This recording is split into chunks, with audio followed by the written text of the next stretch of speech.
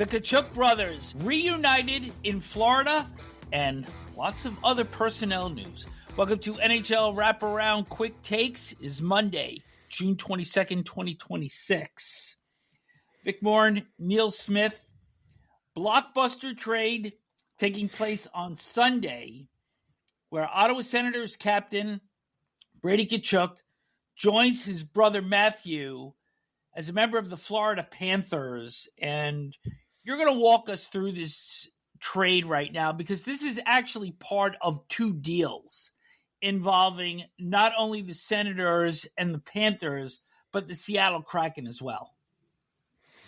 Yeah, and Vic, I was surprised when I heard 2 days ago that Florida had traded Mackie Samoskevich to Seattle. And I actually texted Paul Maurice and said, shocked that you would trade him. And he said something back like, we're going to have cap issues or something. And okay.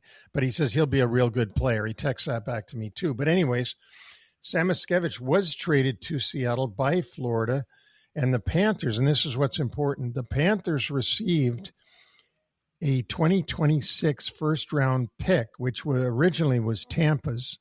That's 25th overall. They also received a 2027 conditional second-round pick.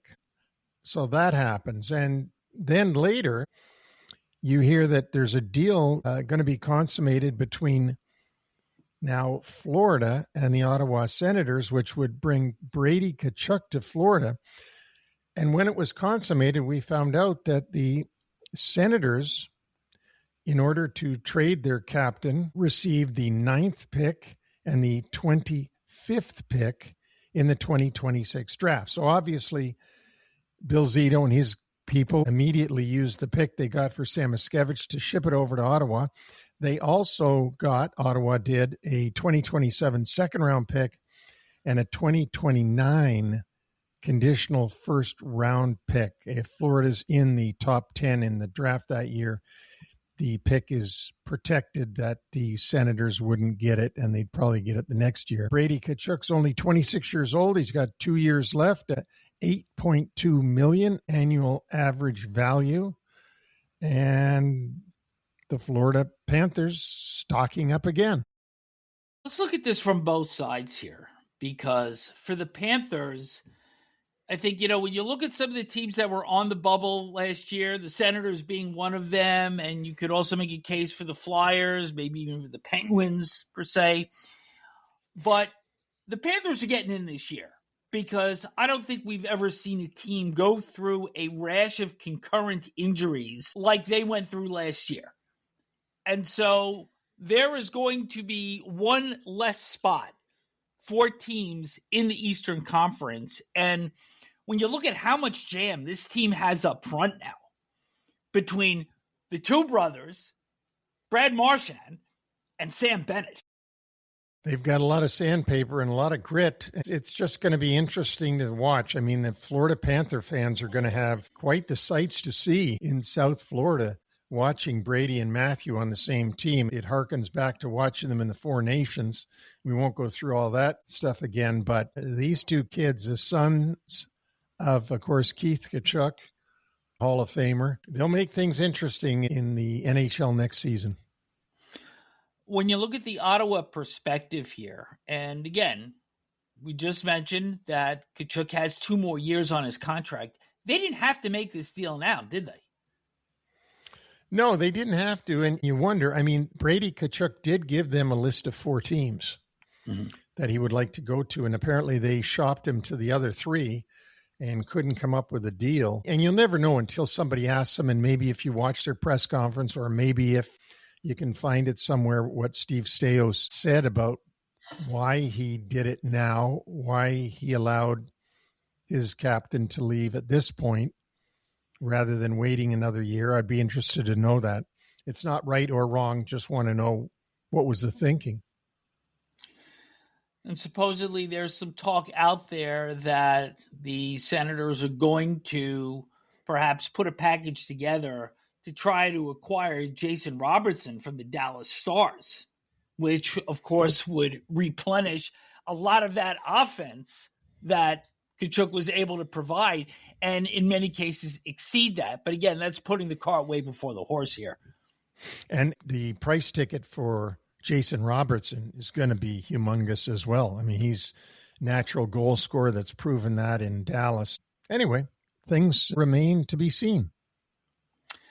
For the Seattle Kraken, in getting Samoskevich, and you just talked about how Paul Maurice speaks so highly of him, he also was a teammate of Marty Beniers at the University of Michigan, so this should be a pretty comfortable fit. And let's also remember, Samoskevich was a late first-round pick for the Panthers, so there's some potential there that might be unlocked further in Seattle. And that's what Paul Maurice emphasized to me, so we'll see. I know how much he liked this young guy. He's not a big player, but I thought he came a long way last season. Also in Seattle, Bobby McMahon, forward re-ups with the Kraken, 6 years, $34.5 million, so that's $5.75 per year. You like this deal? I do like Bobby McMahon. I liked him in Toronto very much. I didn't understand why they didn't get him re-signed. They need big power guys like this, but now Seattle's got him. And yeah, I do like this deal for Seattle. That's a team that was out of the playoffs last year after getting off to a pretty good start. So maybe this new influx of players that were not there a season ago helps push them closer towards bubble position in 26-27. Let's take a look now at the Edmonton Oilers. They re-signed a pair of players, Jason Dickinson, forward 5 years, $20 million, $4 million AAV. And Connor Murphy, just a little bit more than that, 4.1 AAV, same term, 5 years. But he's 33 years old. It seems like a lengthy deal for a guy that's 33 years old. This would take him to 38. I know that a lot of teams do this and don't expect the player to last all the way through to the end of the contract, but that's how they get them their money. 5 years at that number is $20.5 million. And maybe that's what he wanted over, 4 years. Who knows? And they said, no, we'll stretch it to 5 because we can't fit in the other number. Stan Bowman, the GM of the Edmonton Oilers, at least right now, had Connor Murphy for several years in Chicago, so he knows him well and knows what he can do. So the Oilers at least have locked up these two guys. Dickinson is 30 also. So he's 35 when that deal ends. And, for a third line forward, bottom six guy, that's a good chunk of change. Yeah, that's a nice deal for Jason Dickinson, who came over at the deadline with Connor Murphy from Chicago to Edmonton. Didn't really help them much in the playoffs because they went out early, as we all know. One more signing to talk about. Nick Delorier, re-ups in Carolina, 2 more years at $875,000 per. And this deal was signed Saturday during the Hurricanes Cup celebration in Raleigh. But this brings me back to something interesting here, Neil, because we remember that when Delorier was acquired from the Flyers late in the regular season last year, it was to add some toughness just in case it was needed. And the Panthers have only gotten tougher bringing in Brady Tkachuk. But as we've seen so many times before, there are clubs that try to emulate the prior Stanley Cup champion. And we saw what Tampa and Montreal tried to do when they played against the Panthers this past season, the Buffalo Sabres as well. But now the new template, per se, is that of the Carolina Hurricanes, which are more on pressure and skill, not quite as much toughness. But I just found it interesting that given this deal and given the fact that the Panthers are going to go in next year healthy again and probably try to, rough up and play the same way, that Eric Tulsky elected to re-sign Delorier. Yeah, I don't think anything would have anything to do with the other. It's just you need that one deterrent on your team that you can put in nights when you think you're going to have those problems, and more protection for your high-skilled guys, which Carolina has a lot of. I do think that Deloria will be in that lineup in their meetings against Florida this season, though, and that'll be something that is worth watching. But I just wanted to throw it out there just in advance of the new schedule being released at some point during the next couple of weeks, just something that intrigued me a little bit. And one other move to talk about before we leave you. Darren Raddysh is now a Toronto Maple Leaf in a sign and trade or trade and sign deal, whatever semantics you want to put with this. 8 years, $68 million, $8.5 million AAV, and he is traded by Tampa to Toronto in exchange for a 2026 fifth-round pick. He's 30 years of age.